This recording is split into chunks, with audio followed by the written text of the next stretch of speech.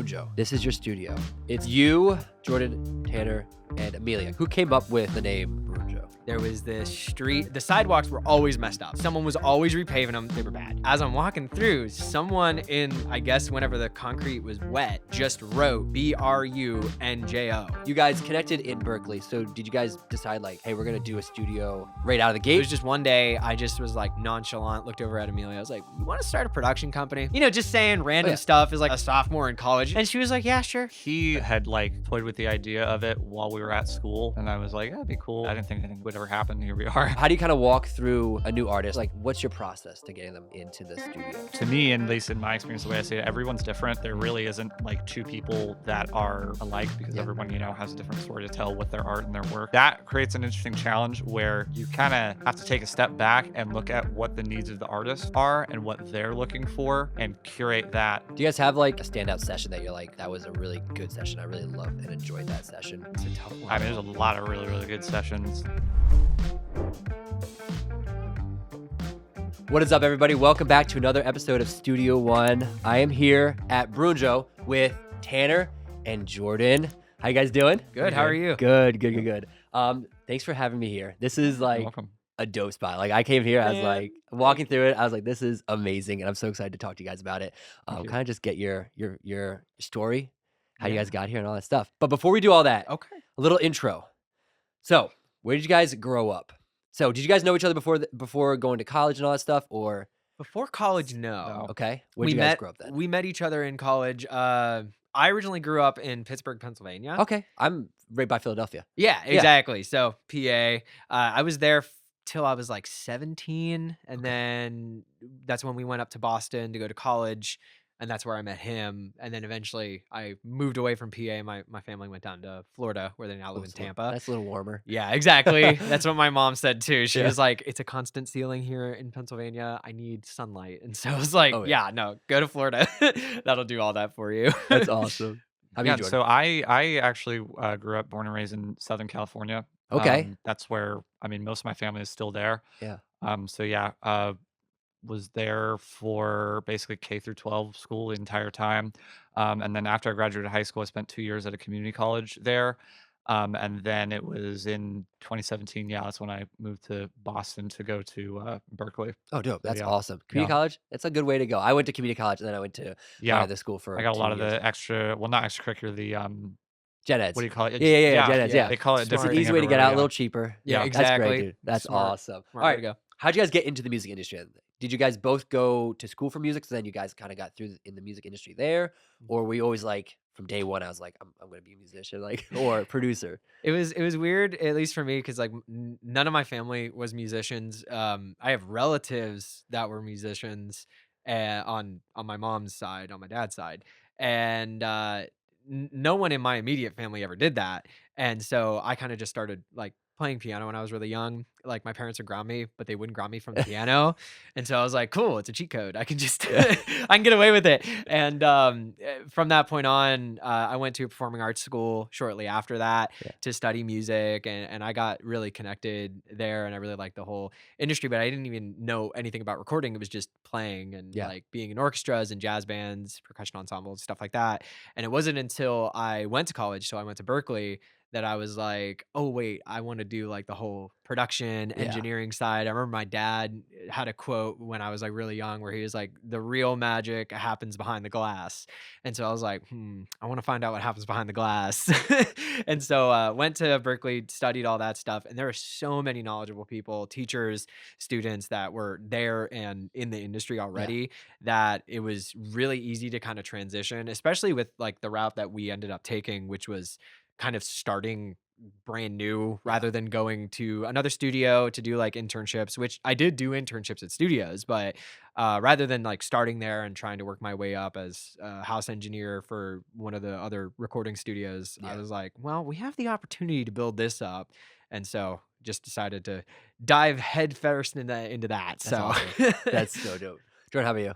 Yeah, so my start with just playing music in general started. I think I had like just turned 10 years old, and I was lucky enough that my public school district actually, when we all got to like fourth grade, you had the option to either do violin or sing.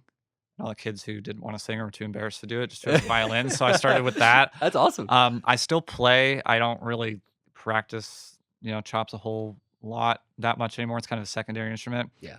Once I started violin, I was crazy enough to also start piano kind of a couple months later. And then there were multiple years where I would kind of switch between the two. I think it was towards like the middle of high school I started to get like really serious about actually, doing piano as a primary instrument. Yeah. So then around that time is when I decided that I wanted to, do music professionally. Didn't know specifically like what avenue at the time, but I figured, okay, I'm going to stick with, keys and all that stuff, then build my skills there and audition for Berklee eventually, on that. And then I got in with, piano being my primary instrument. When I got to Berklee, I knew that the thing that I wanted to study was film scoring, which is Oh, cool. doing music for film, television, productions like that. It's more the traditional approach to music, whereas as opposed to setting up mics and recording, like what we do now. The production of it is more of the traditional classical idiom base, so it's a lot of you learn orchestration, you learn how to write for orchestra, learn how to write for strings, brass, woodwinds, all that stuff, and how to put all of that together. And then I just built my skills while I was in school doing all that. Towards the end of it, though, is when I started to kind of realize that it didn't matter specifically what you majored in at school, so long as you were doing something that was good. Yeah. And so, with that being said, I also started to realize that like maybe the film music industry, which is kind of its own industry in itself, it's in tandem with film. It's more so the film industry than anything. I started to realize that I didn't really want to fully throw myself into that professionally or even try to do that. And so, when we got the opportunity to, come down to Nashville and renovate this space that Amelia's family so graciously, gifted her, I was like, I think I'm just going to do that because that is just that just was so much of a better option because I gave the opportunity to not only do something independently and have to do things like internships, like he said. It's more so I like doing this more because and I keep saying it's more music for music's sake. Yeah. And I still do the film music stuff. Like I've got a great friend that I've known for many years back in LA. His name is Matthew Serrano, and I've done multiple really awesome films with him, and I love working with him. Yeah. But the majority of my time now is spent just doing the production and recording and everything. And also since I met all of them, coming here, I've really gotten to hone in my skills of like engineering because I never did any of that when I was at Berklee. Like I would be in these expensive rooms, mostly with well, pretty much not even just limited to the people here, but all the other friends that did music production and engineering. I'm going to these big expensive rooms and I understand, what all the stuff does, but I didn't like fully grasp what it was. Like if I were to take a time machine and go back, I don't think I could have operated one of those consoles. I wouldn't have known what that was. Yeah. Because it still looked like NASA to me going in. And I mean, ever since I came here and did this, I really started to learn how to be an engineer as well, which is really cool. Yeah. It's a skill that I didn't think that I was going to get to refine or learn, and not one that I considered, but it is one that is very important, and it's a cool skill to have in your back pocket. Yeah. So yeah, that's kind of the whole rundown of my story. No, I love that. Yeah. That's amazing. That's Yeah. amazing. I can't wait to get more into like Berklee and all that stuff Yeah. later Of course, on. yeah, It. of But what do you guys do outside of music? Is it like you just kind of chilling on a Saturday? You're like your music stuff's done. Like what's a hobby that you guys enjoy outside of music? Ooh, that's a toughie. I'm gonna let you go first on this one because I usually join you on your little odysseys. Yeah, usually the first. Well, if it's not working on personal stuff, I mean, I like doing like photography stuff as well, Oh, just dope. because as a hobby. Specifically for what though? Yeah, specifically for stuff like transportation, specifically so like aircraft and trains, actually, which is a Interesting. very very like almost it's an underground discreet Yeah. hobby at times, but it's very very much there, and there's a lot of people that do that, Yeah. and Literally, it's I'll cool. be coming Yeah. home some days because there's a railroad track a little bit down the way in the Yeah. town down there, Yeah. and so like I'll be coming home. And I'll just see Jordan parked in the parking lot, and I'm like, he's waiting on a train. if it shows up, yeah. Yeah, I know. We Yeah, always it's are fine. like, I mean, it's just we'll like be here, we something to won't." do. But Yeah. we'll usually just sit around and have fun. Kind of That's something I've always loved. That's not even like a new kind of like, oh, I'll do this. It's Yeah, like but that's been like a lifelong Yeah. hobby. It's like Yeah. something that you can kind of like, I mean, I feel like waiting for a train, you kind of just get to sit a little bit, just Yeah. kind of Yeah. think and like kind of just like Sometimes you give decompress. up because you're like, ah, it's not coming. Even if you need know, to get on the yeah. schedule with them. You need to know Yeah. somebody. Yeah, like, he's got the radio on the side Yeah, just I'm in like, ah, case. it's not here. I'm gonna just give up and go home. Yeah. Sometimes it gets frustrating, but it's whatever. Um, yeah, I mean that's kind of the only other option I could think of, other Yeah. than if I come in here, lock myself in that room, and come up with Do more something music. Yeah, Yeah, original. exactly. Yeah, The thing that I like to do a lot on the side, and in fact in the house that's across the way Yeah. from there, is where I have so many plants and I Mm. have fish, I have frogs. I mean, there's a lot of cats and stuff in there too. I mean, life in general, like I love just having like a crap ton of plants where I'm at. Like there's this entire like upstairs area that is just completely full. Every shelf is full of plants. I have grow lights for them too. So I really like just like taking care of like little ecosystems, like Yeah. especially when I made my tank for my frogs and stuff like that. It was like I could start this hobby by just doing it the easy route and just getting some dirt, some whatever stuff that PetSmart or Petco seems to have Yeah. that day, and just throw some frogs in it. But I've done deep dives on it, and Yeah. I'll like watch video after video. I'm like, okay, how can I make it bioactive so I don't have to ever clean it? Yeah. And so I'll like spend all my time doing that. Yeah. And it's really great to have like that kind of growth, which is a much like slower growth, because it really helps me whenever we're in the studio working on a project that's taking Oh, already. months to years at a time. And so it's like to know like, okay, that leaf is just barely coming out and that mix is barely started, but then that leaf is finally full and beautiful and the project's done. You Yeah. know, it's like a good it's a good indicator of like where I'm at, and growth, along with death too, having to like trim some stuff back and manage it. It's really great for like the mental psyche, especially whenever you're trapped in a building that has no Yeah. sunlight for a really long time. That's true. Yeah. That's awesome. I love that. I love that. All right. We're going to get to the meat of our interview in a minute, but Mhm. we're going to play a quick game with you guys. All Let's right. do it. We're going to play Never Have I Ever. So we have 5 questions. So we're just going to have you put up your hand, Mhm. and then I'm going to ask a question. And if you've done it, you put it down and you kind of give us the story behind it. You got it. So hand up. Hands up. Never have I ever erased a whole session I was working on. And it's good if you haven't. 'Cause that would suck for the artist that you're working with. Actually, I haven't done. I need that to hear a quick. before. I need Yeah, the quick story of that. Then So I was in class, and it was funny because my teacher had told me that you should have your session or anything that you're working on in 3 places, or else it doesn't exist. And I was like, cool, that sounds like a really good idea that I'll set up tomorrow. And the perfect time to set something up tomorrow. literally.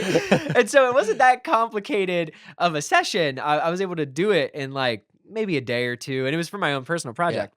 But by the time I'd come in the next day and I was gonna load it on my hard drive, I opened up the session and it was just the like blank Oh, template that I had made, and I man. was like, oh, that's cool. I have the backup. It's cool. I'll just go on my drive on like the cloud or whatever, and then I'll pull it up. And I went on there, and it's still just the template. And I Yeah. was like, I don't think I have it. And they were like, Was it due? Yeah, no, it was Oh, due. It was no. like you had to show it off in class. You're like, here it is.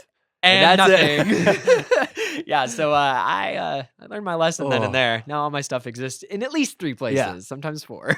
If I may add to that, I did have a film scoring professor that like Okay. before it got to a point, I think it was like maybe 2 weeks into the semester, before every class, he would go around before even starting anything. Before we started, go, when was your last backup? When was your last backup? When was your last Oh, backup? When was smart. your last backup? Every single person. If the answer was not yesterday or last night, he would just be like, gotta do that. You might Like, wanna I'm do that. warning you because when it goes south, you're gonna start crying. Yep. Yeah. And that got us, in gear to like actually seriously do this. So everybody out there, back up your files. Like it's literally. not that He's a hard. machine Just do now. it. He's a Yes, machine now. literally. There's love programs it. for it. Yeah. All right, so you're down 1. You're down good. 1. You're I'm clean. good. All right, here.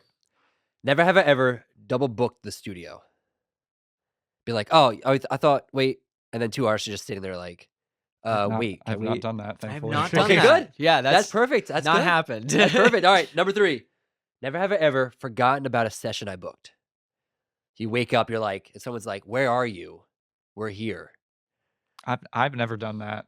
Have I? Why are you looking at me like that? I've never. I You don't don't remember what you happened. don't remember when we were in Audio Tech 1 and we needed you to be there? Oh, that. Yeah. Oh, I thought you were talking about specifically here. It could be anytime. I mean, specifically here, sure. Oh, but okay. if it was, Well, if it was okay. Then past- there's that. Yeah, You guys, okay. to be fair, they didn't effectively communicate. So him and Amelia. No, I'm not gonna. I'm serious. Him and Amelia were like, we need you. It was like an MP&E thing, their project where they had you guys had to do like a bunch of different mic Yeah. tests. So like, Oh, yeah. like 20 different mics in the room, and they were like, will you do this for us? And I'm like, yeah. And I don't know how the communication got weird as to what day it was, but I'm like, it was the day of the Super Bowl, so I'm at. Of course. At my friend's place. I'm watching this, and there's like 20 other people over, and it wasn't far away from school because everything was, like in the same block. Central area. They call me like, "Where are you?" I'm like, I'm at Theo's place. I'm watching the Super Bowl. I'm Where like, are you? It's like, where are you? It's like we have the studio mic right test The mic like test, session. yeah. I'm like, what do you mean? He's like, that's today. And so I had to leave in the Oh. middle of that. You Go made do him leave that. the Super I Bowl? did, Are I you did. kidding me? I Go there did. for like an hour. I don't even remember who was playing or who won, but like yeah, right. I went in there for like an hour, and then we did the whole mic test. I did little piano stuff. yeah. And then we left, and then that was it. So yeah, I'm down one. There's that one. There's that one. Yeah. All right, here's another one. Number 4. Never have I ever done an all-nighter with an artist to get a song done.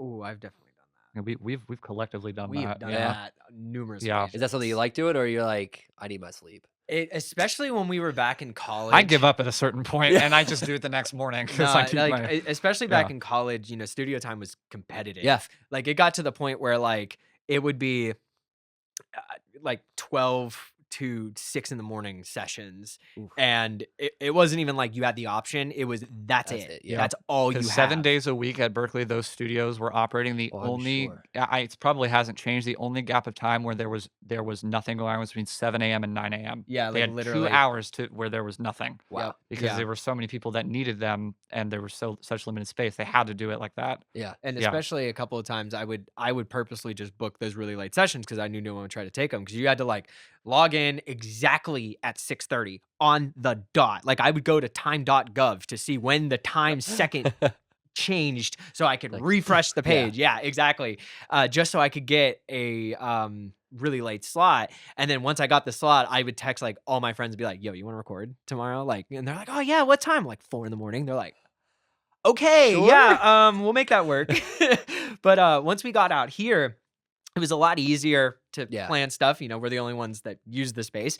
So it's a lot easier to just be like, oh yeah, you want to come in whatever time works best for you. Yeah. But there have been times, especially for like our own personal projects where, at least for me, I am a crazy night owl. I'll be out here in the dark and I swear I see and hear things sometimes. And I'm like, nah, it's just my brain. I'm fine. There's nothing out here. I swear.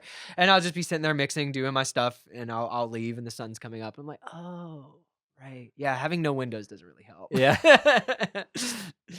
Dang. Awesome. Well, All right, we got the 3, right? you got the 3. Yeah. Oh, yeah, Last I've also- one. Last one. Never have I ever not been paid for a song I produced. And that'd be here. Like the artist just is like, thanks, and then they never pay you. How's that? But it's never been like, oh, we'll do it for a favor. It's like you just been like stiffed almost. Like, Oh, has that ever happened where like someone's been like, That's never fully happened, but it was was kind of close. It was close. and Yeah. that was way Came- at the beginning, and before we were smart enough to really put any sort of like rules in place Yeah. that Yeah, can, anything like, officially in a legal- contract. yeah. Yeah. So I'll get you. And it I'm wasn't gonna, even I'm gonna that. put one down for Yeah, that. I was gonna say it wasn't even really that that they didn't or that they weren't going to. It was more like I guess they didn't. I don't know. I don't even remember the situation. All I remember was like, okay, cool, project's done, and they were like, cool. Just stare. Where's Okay, the but money? no. And they were like, oh, yeah, well, you I'm want gonna that wait now? for so and so, and Yeah. it's like okay, and then opportunity after opportunity, and then it Yeah. eventually got settled. But yeah, it but was we just all like it all worked out. That's Yeah. good. Yeah, it wasn't that big of a deal. That's awesome. I love it. Perfect. Well, thanks for playing the game with Of me. course, We're gonna yeah. get into the meat of it. okay. So, Brunjo, Brunjo. this is your studio. How did it come about? It's of you, Jordan, Tanner, and Amelia, correct? Yes. You guys started. There's other people, but you 3 are like the core people right now. Yeah. Did you guys connected in Berklee? So did you guys decide like, hey, we're gonna do a studio right out of the gate, or is it like you guys are doing your own thing and then all of a sudden it's like, oh, here came like Right. this place and then we can do it? Like how'd that kind of come about? It was a great kind of domino effect that led up to this. Originally, Amelia and I were in the same production engineering classes together. And so every day I'd be walking over and I'd see her in Audio Tech 1. And we also hung out as friends outside of class too. And so it was just one day, I remember we were in, I don't know if it was our mix class or if it was our technology class. It was one of them. And I just was like nonchalant, looked over at Amelia. I was like, "You want to start a production company?" Just saying Oh random yeah. stuff as like a sophomore in college. She's just like, "Yeah, whatever. Yeah, might as well." And she was like, "Yeah, sure. Let's do that." And so nothing really happened. We just kind of had the idea Yeah. generally. I remember we went to a studio where we didn't know how to use the console at all because it was a digital console that was meant for like film and TV. Yeah. But it was one of the only ones at the time that we could book. And so we went in there just trying to have fun just to see if we could get it to work. We couldn't. Yeah. But we took photos. It was like the first like Brunjo session that we ever had. It wasn't like anything official like that. But college ends up moving on and going forward. And then I was gonna come down here for spring break to visit Amelia and her family in this space. Mm. And that was March of 2020. Okay. So the pandemic happened Yep. right as we were doing that. And so I got stuck down here with her and her family for months. Yeah. And it seems like a bad thing, but whenever there's an entire studio at your disposal that's like a sandbox that you can just mess around and have fun with, especially when every other student that I had was like, locked behind just a computer in their bedroom and Yeah. I had a whole space that I could have fun with. It really did feel like a huge blessing Yeah. to just be able to have this to just kind of mess around with. And we had formed the company a little bit before, officially, unofficially, like we weren't legal yet. Yeah. But I had asked Jordan to come in next and he was down. And then I asked two other people after that by the names of Ari and Heaven, and they ended up joining in too around that time. And then the pandemic happened, and we wanted to kind of do a project, so we did like one project absolutely for free just to see if we could do it. Yeah. And we were all just kind of like sitting around on our Zoom computers, having to talk with each other, because Jordan was all the way in California, Heaven was all the way in Georgia, Ari was all the way up in Boston, and Amelia and I were stuck here. Yeah. So it was all Zoom for a really long time. And I remember I got a call one day as I was cleaning this place from an old friend of mine from back up in Pennsylvania, and he was asking me, he's like, "Hey, dude, what are you doing after college?" And I had no idea how to answer that question. Yeah. I was like, That's a question that always makes you just slam on the brakes, Yeah. and you're like, what? okay. And I was literally sitting in this space and I looked around. I was like, yeah, I think I could do this. I think we can make this happen. And that's when I went back to the four of them and I was like, hey, what if after college we all moved down here and tried to make this studio like a thing and the Yeah. production company like a thing? And I'm pretty sure everyone at the time was like, I don't know Yeah. about that. It might not be good. I was like, I'm not asking for yes or no. Just planting a seed in your brain. Yeah. I don't want to know anything yet. And I think like a month or two later, everyone was like, yeah, I think we'll do that. Yeah. So we ended up coming down here after we all graduated in 21, and we renovated this space for a whole year. And I officially opened up in, what was it, 22 or was it 21? It was like when it was 22. done, it was September of 2022. Yeah, Yeah. that's when we officially opened up. Dang. Yeah, That's awesome. And you get wrapped into it. Like Hmm. you were part of the initial conversation, right? Of like, let's try to do this thing. So like you were but you were like California. So like Well, when taking that drive, taking that leap to go Yeah. pretty much across. Yeah, because country. he had like kind of toyed with the idea of it while we were at school, and I was like, that'd be cool, and blah blah blah. Like I'll think about it. I didn't think anything would ever happen. Here we are. Yeah, But yeah. it was in the middle of the whole pandemic era after we got like I say kicked out of school, which sounds really intense, but they literally just said, "Don't Yeah, come like, back. don't after come school." back We don't want you. here. Yeah. They're like, "Don't come back. We don't Like, know what's we happening. don't know what's going on." So yeah, I was back home there doing that, and then I think it was like a couple months after that, he messaged all of us seeing if if we wanted to try and do this. So we did our first project fully remotely. Yeah. Wow. Yeah, that Yeah, was shout out tough. to Simon Saffron because they were the first. We produced their first ever like release as a 5-track Yeah. EP, and we did it fully remotely. And I mean, compared to the stuff that like we can record now just like the quality, because it was so like jerry rigged, put together, Literally. compared to like what we can do now, with this space and all the equipment that we have. The difference is astronomical, but it still sounds good. Like Yeah. it still sounds really good. Like Production can hold up. yeah, like I play it every now and then, and it's kind of a good reminder of like where we came from, Yeah. and it's it's just one of those things where it's like, we had what we had, and we used what we had, and we used it to the best of our ability, and I think we created something great. Yeah. Yeah, Yeah. we've kind of kept that theme, that mentality Yeah. the whole way through. I mean, there are other studios around here that have much nicer like equipment or mics than we do, but I think that was the best thing about going to a college that had all the nicest stuff and the best teachers to sit there and tell you like none of this actually matters. Like Yeah. you can have the nicest of the nice stuff. Yeah. You put garbage in, garbage comes out. true. Yeah. So That's so true. Yeah. Yeah. Yeah. Who came up with the name Brunjo? that's a good story. So that was me originally. Whenever I would walk from building to building, there was this street in between what Berklee called their 1140 building and their 150 building, which is where 150 is where all the studios and stuff are, and 1140 was where I had to do my African drumming class, which was right before my Audio Tech Yeah. 1. And so every day when I'd go to Audio Tech 1, which is where I would ask Amelia eventually if she wanted to do a production thing, the whole reason I haven't bought that up was because as I'm walking back and forth between this road, Haviland Street, the sidewalks were always messed up. Like Yeah. someone was always repaving them. They were bad. And as I'm walking through, someone I guess whenever the concrete was wet, just wrote Brunjo. And I was like, what does that mean? That's Like so wild. Brunjo, Bruno. It's not that. There's a J, or is there an N in there? I couldn't quite remember. And so I went and I asked Amelia if she wanted to do the production company thing, and she said yes. And I remember in one of my notes that I was taking in class, I was like really sleep deprived. So I was like delusional. And I was just writing down whatever the teacher was telling me.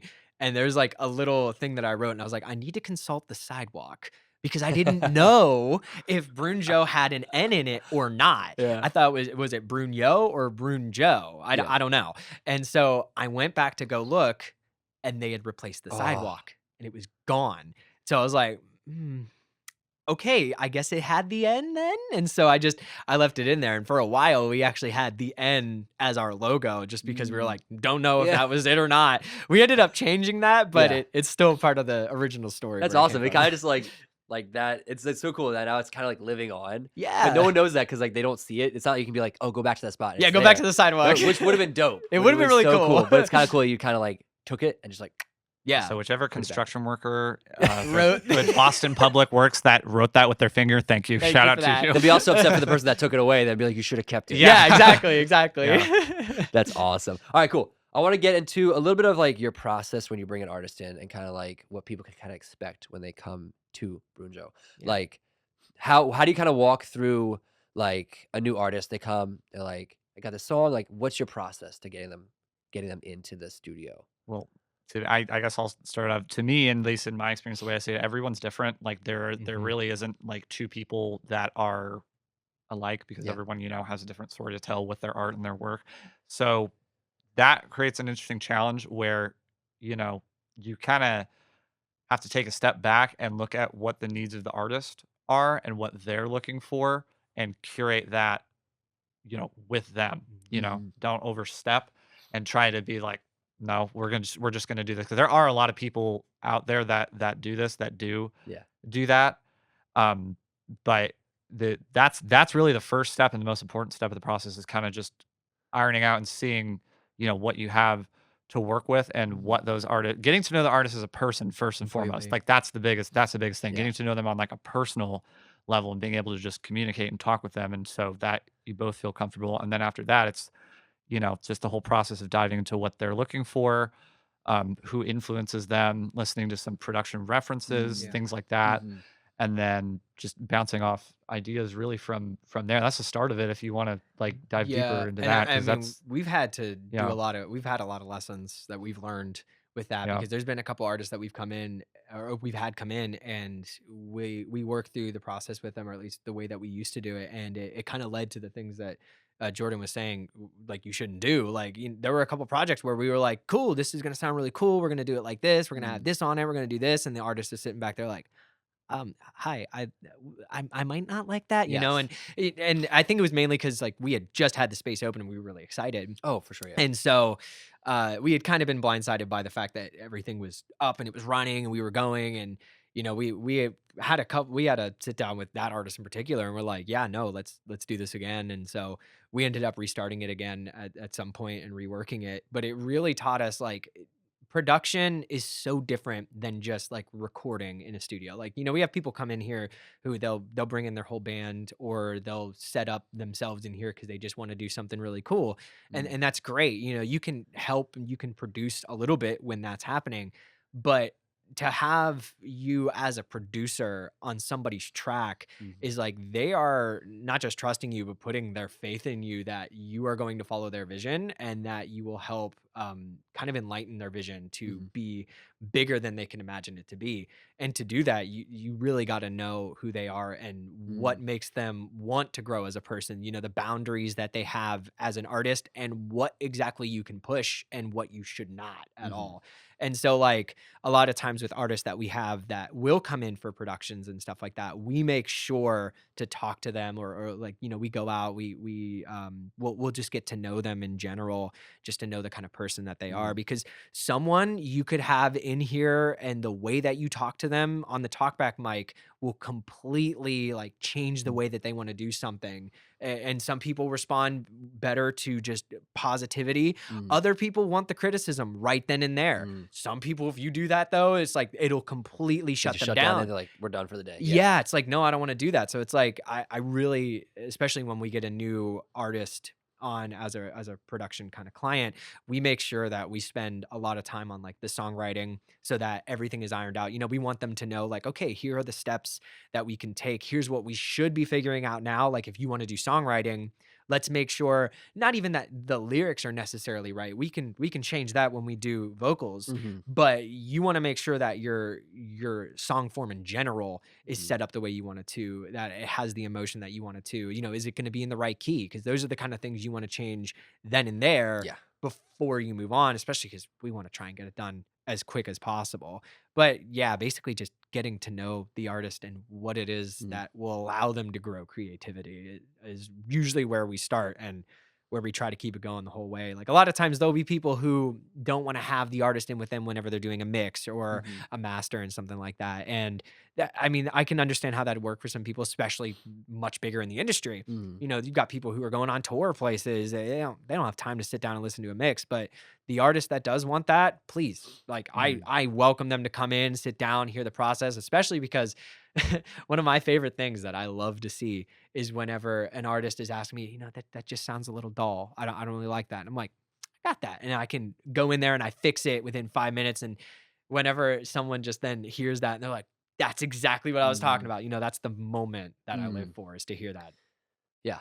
Do you guys have like a standout for you both, like combined, like a standout session that you're like, that was a really good session, I really loved and enjoyed that session?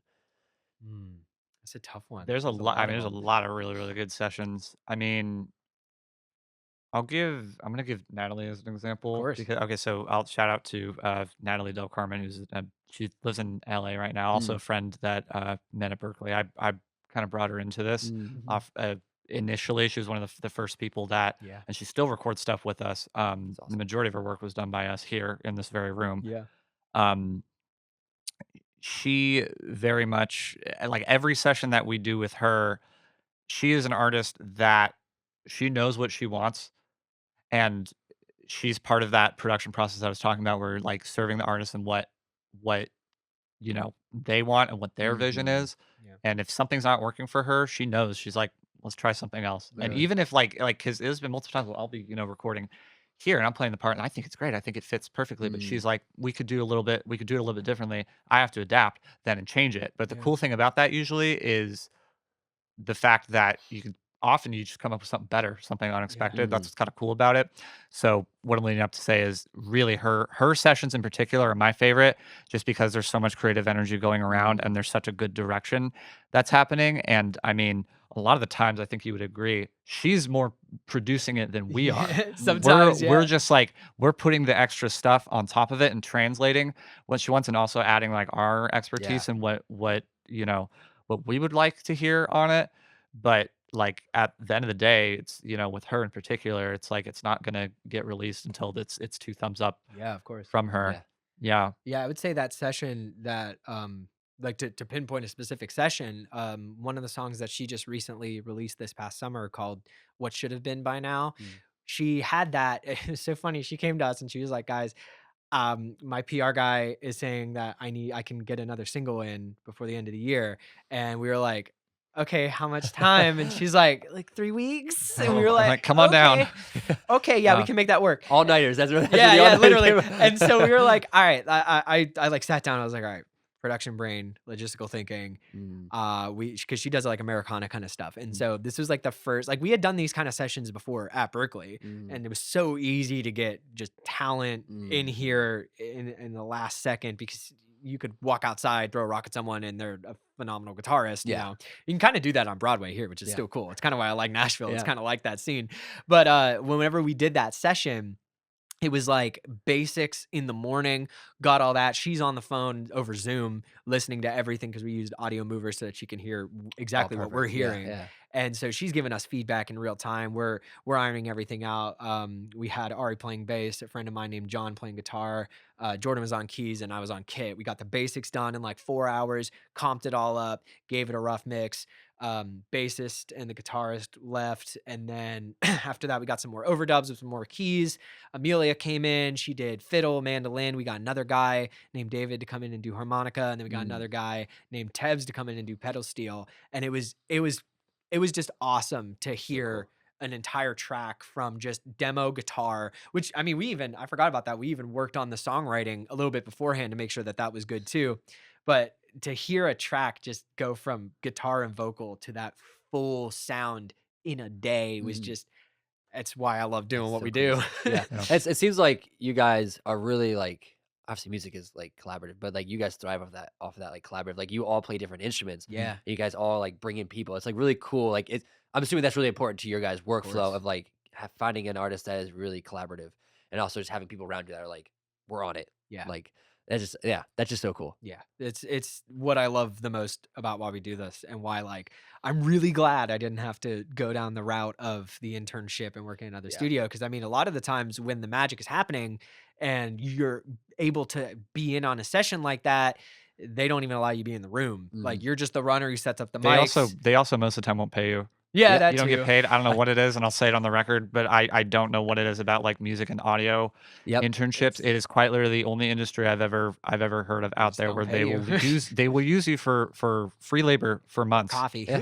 Yeah. And Uh-huh. do like work They you do. like late into the hours. Yes, Yep. and I've talked to, this is like when I was even in school, we had talked to other friends who were doing other things like completely unrelated to music, and they're like, "What do you mean you don't get paid for an internship?" I'm like, "That's how they do it." I'm Yeah. like, "I don't even know." It's experience. Yeah, yeah, Literally. that's what they Literally. try and sell is the experience, and they Yeah. give you the false promise of like, "Oh, you're gonna do something," and then once your whatever contract you signed is up, it's like you're out the door, and then they don't talk to you again. Yeah. Would you yeah. guys ever bring someone in to like intern with you guys, but like maybe paid intern? But like, have you guys ever done that? Like, brought somebody in? We have, yeah. We Yeah. have an intern right now, and the only reason why she's an intern who's not being paid is because we're training her Yeah. to get to that point. And then we also have another engineer on staff who can Oh, cool. help us whenever, like if we're not here, he can come in and kind of help out as like a third party too. Yeah. So I mean, we only have the one at the moment, though. I think, don't you have a friend of yours Mhm. who potentially this next upcoming summer we might have another one in here Cool. too? Yeah. And Yeah. it's been so crazy, especially like whenever you freshly graduate from college and you're out on your own, you're doing your own thing, to have someone just like cold send you a resume, and I'm like, whoa, Yeah. I guess I'm official now. Okay, cool. People are reaching out to me. Yeah. Yeah, That's such exactly. a cool feeling. It is. Yeah. It is. That's so cool. Yeah, we get like it's like every 2 months or so, just we'll get like a random message from someone, asking about, internships. But And Yeah. and That's so cool. one of the interns that we have did the same thing. So it's like it works. Yeah, that's so cool. I Mhm. know we're getting close to our time to be ended, Yes. but I want to just touch a little bit on more on Berklee and your time there. I know we've kind of really been like that's been a huge part of you, but like Mhm. maybe if you guys have like one cool story that you had from that time where it's like that was monumental or like that was a huge thing that like it could be music, it could just be anything, just Yeah. like one fun thing that happened at Mhm. Berklee in your time. I'd love to just kind of a little Hmm. glimpse of that. Anything that you can think of? I can't really pick out one specific thing because there were a lot of cool things that happened. I think like kind of a general boring answer, but I think the whole experience kind of was just one giant thing. Yeah. Um, if I were to kind of pick apart from that, it's really the most important thing, the thing that I took away, and the thing that I will always love and cherish is the specific community that you get thrown into. Yeah. And you really learn more than anything. This is the one thing that they won't teach you in the classroom. You really, really learn how to work and collaborate with people, and you learn what not to do and what not to say. Mhm. And you learn because another thing too that especially in a session, you learn when not to talk, Yeah. when Yeah. to shut your mouth. Like no, seriously, Yeah. because like that, especially, I mean, you get on, and I mean, our room is not even big enough for a session of the size I'm talking about, but We it's like have if had you a choir in here though. we did have a Ooh, high school Did have a choir of like choir. 30 kids. Yes, they all We all lined up sat right around there, in and a circle everyone here. and we that's moved so that couch. cool. Everyone sat in here comfortably. It was crazy. But yeah, But anyway, it the was full size. yeah, because I mean, it would be that was something that I never got. I never got like yelled at or anything for that, Yeah. fortunately. But I mean, they would be in session. You'd have like a professor or something, running everything and supervising anything, and like they would just call people out to be Oh like, yeah. stop talking, stop talking. Yeah. Like you're Why are you you're doing you're that? wasting time because if you do that like outside, you'll get fired on the spot. Yeah. Oh, Yeah, especially. yeah. Yeah. Because so it's just things like that. It was really it was the most important thing was just to me the collaboration and learning how to work with Yeah. people in the room. Yeah, no, I Yeah. mean, that's a fantastic answer. I gotta come up with one Sorry better than that. if I You can use derailed that as your own everything. too. That's Yeah, okay. right? You can use that as your own. I would say the thing that I liked the most, it was a specific class. I remember taking it and I thought it was just gonna be one of those classes, like it was an extracurricular liberal art that you had to take. Yeah. And it was called the psychology of music. So I was like, okay, this could be fun. I'll learn a little bit how music affects like the brain and stuff like that. I didn't realize that it would cement, Yeah. okay, yeah, music is what I want to do because I had to do like every week there was a new case study and a new student presenting Yeah. said case study about someone who had like Alzheimer's and could not Mm. even remember the name of their own kids, but if you put them in front of a piano they could play a Yeah. song no problem. That's so Or like someone who is suffering from another kind of like neurodegenerative disease would then find music and because they're hearing music will remember like all of this stuff. yeah. One of the bigger things that hit me on there too was like I think recordings that take place in the NICU, which is like the intensive care for newborn Yeah. babies, and I didn't realize that this was a thing, but it just kind of like the power of like audio in general. This whole case study kind of blew that wide open for me. Whenever they would record a baby's heartbeat, no matter what, Yeah.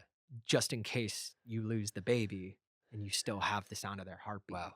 And that was just like, whoa. Yeah. That was just like to know that sound in general Yes. can just be that powerful was really the thing that was like, yeah, no, this is for me. Yeah. Like I want to make sure that I can be able to give people what they need to hear, Yeah. kind of. My mom specifically, she's always been kind of deaf. And so I've always had to like help her hear things. And it's funny because more and more time goes by, I'm like, that's kind of what I've always done is I've always wanted to be the person who can help you hear things or help you hear what you need to hear. Yeah. And so that class cemented that and the whole move into music Mm. that still keeps me going to this day. Yeah. I love that. That's great. Well, Mhm. thanks for sharing. Thanks for taking this time just to sit down with course. me. And Yeah. I love the space. How can people get in touch with you to work with you to even maybe intern with you? Like, what's the way that people can kind of get in touch with you? Our Instagram probably is, if you want to just send us a surefire text that we'll get, is at Brunjo Music, Mm. at BRUNJO Music. Very easy. We have a website as well, www.brunjo.com, or you can also email us at main@brunjo too. So Awesome. Perfect. Well, So that's main@brunjo.com. Yeah. We do check our messages every day, so we're not Yeah, we going to do, leave, yes. anybody in the dark. Don't worry. I love it. That's great. Yeah. Well, thank you guys so much for sitting down with me. Yeah, thank you guys also for watching. Yeah, make sure you check them out, and we'll see you guys next time. Peace. peace.